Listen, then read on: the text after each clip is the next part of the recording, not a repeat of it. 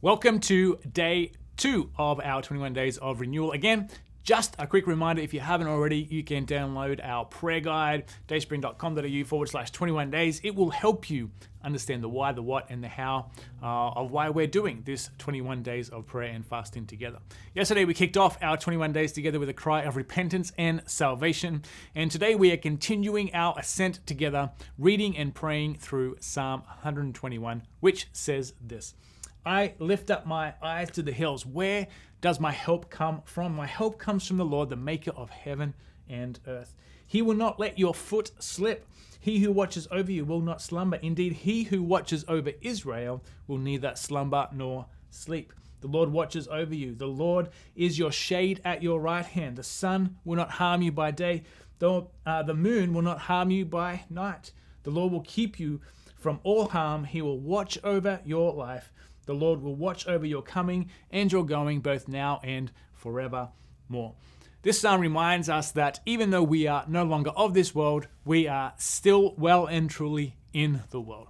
Meaning, as followers of Jesus, we will still experience trouble, pain, hurt, disappointment, and anxiety. This psalm speaks of basically 3 different kinds of trouble that we will face. The first is losing our footing or losing our way. Speaks of instability and uncertainty, taking a wrong turn, making a wrong decision.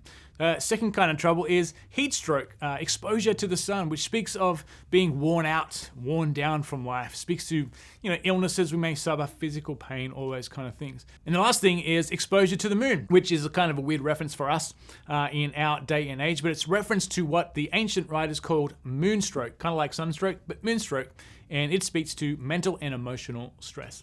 Now, the promise of this psalm is not that we shall never lose our footing or feel fatigued or anxious, but that none of these things, no injury, no illness, no accident, no distress will have power over us. That is, these things cannot separate us from God's presence or His calling.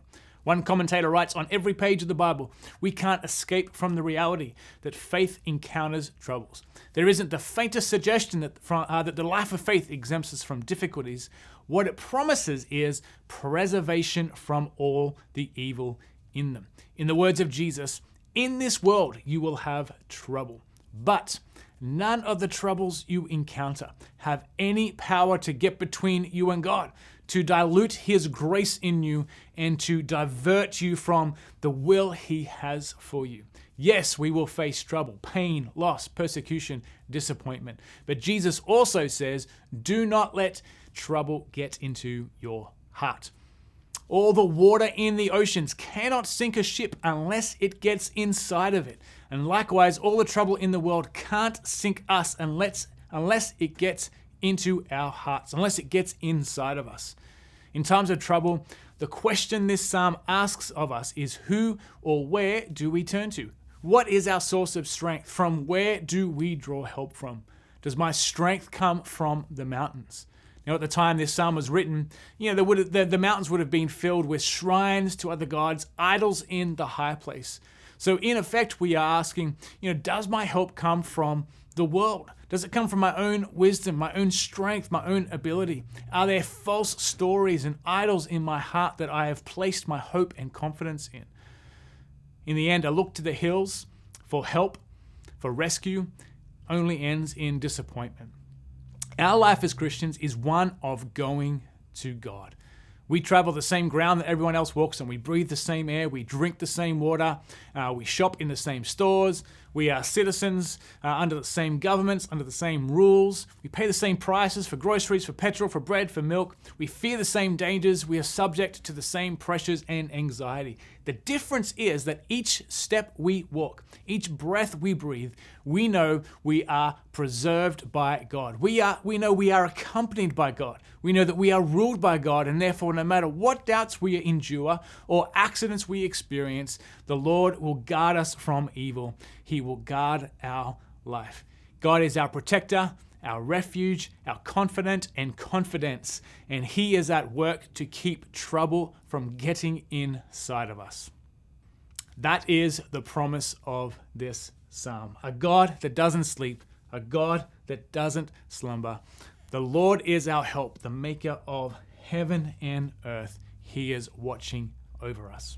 This morning, we are again going to use our time tool, text, immersion, ministry, and encounter, to dig further into this psalm. Hopefully, you're getting used to it by now, but if not, there's help in your email and in your guide, some instructions to help you how to go through this tool.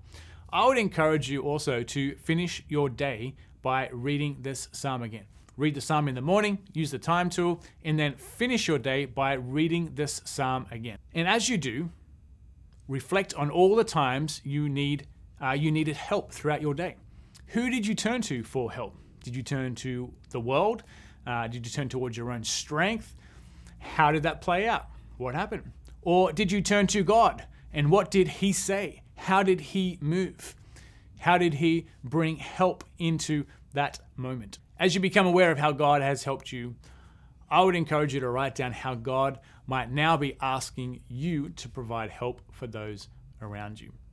Let me just finish with this thought. It says in Hebrews that we can come boldly, that we can come with confidence into and before the throne of grace to receive help, to receive mercy.